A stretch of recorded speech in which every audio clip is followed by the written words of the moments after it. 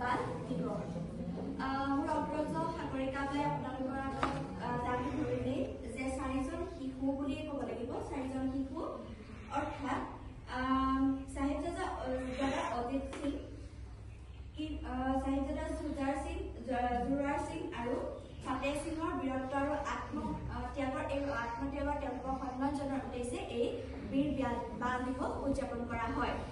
তেওঁ ইয়াৰ লগত জড়িত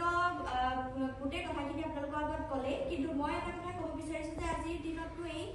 দিৱসটো উদযাপনৰ প্ৰাসংগিকতা কি এই প্ৰাসংগিকতাৰ ক্ষেত্ৰত মই কি অনুভৱ কৰোঁ তাৰে দুটা কথা আপোনালোকৰ আগত ব্যক্ত কৰিব বিচাৰিছোঁ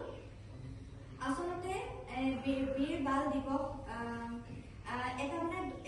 যদিও তেওঁলোক শিখ সম্প্ৰদায়ৰ আছিলে কিন্তু শিখ সম্প্ৰদায়ৰ বুলিয়েই নহয় এই বীৰ বাল দিৱসে আচলতে আমাৰ যি নৈতিকতা যি ধৰ্ম যি সাহস যি আমাৰ সাহস বা যি মানে ধৰ্মৰ বাবে হ'লেও যি তেওঁলোকৰ আত্মত্যাগ ইমান কম বয়সতে তেওঁলোকৰ ধৰ্মৰ বাবে যিটো তেওঁলোকে আত্মত্যাগ কৰিলে সেই আত্মত্যাগ আজিও প্ৰাসংগিক আচলতে আজি প্ৰাসংগিক আৰু মানে এই শিশু দিৱস বা বীৰ বাল দিৱস উদযাপনে আমাক এইটো শিকাইছে যে ধৰ্ম সততা আৰু ন্যায়ৰ পথত আগবাঢ়িবলৈ হ'লে আমাৰ সাহসিকতা অতি প্ৰয়োজন আমি দেখিছোৱে যে বৰ্তমান সময়ত যি উশৃংখল ব্যভিচাৰ চাৰিওফালে বা আমাৰ যি চাৰিওফালৰ ৰাজনৈতিক পৰিৱেশে হওক বা যেনেকুৱা ধৰণৰ মানে চৰকাৰখনৰ আমাৰ ওপৰত যেনেকুৱা ধৰণৰ কিছুমান নীতি নিয়ম প্ৰয়োগ কৰি আছে সেইসমূহৰ বিপক্ষে যদি আমি থিয় হ'ব নোৱাৰোঁ আমি নৱপ্ৰজন্ম আমাৰ হাততে আমাৰ গোটেই ভৱিষ্যতটো আমাৰ হাততেই সংৰোপণ হৈ আছে গতিকে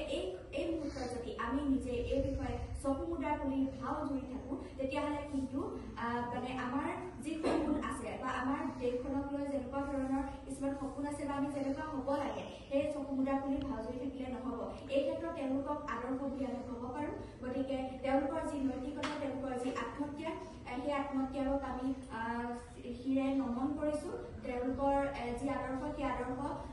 যুগে যুগে প্ৰবাহিত হৈ যাওক সকলোৱে আমি হৃদয়ংগম কৰোঁ আমি হৃদয়ত তেওঁলোকক সংৰক্ষণ কৰি আগবাঢ়ি যাওঁ আজিৰ দিনৰ এই মোৰ কামনা ধন্যবাদ